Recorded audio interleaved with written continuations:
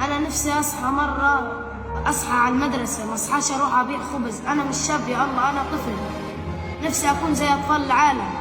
Israeli occupation damaged everything in Gaza in this war, especially education sector.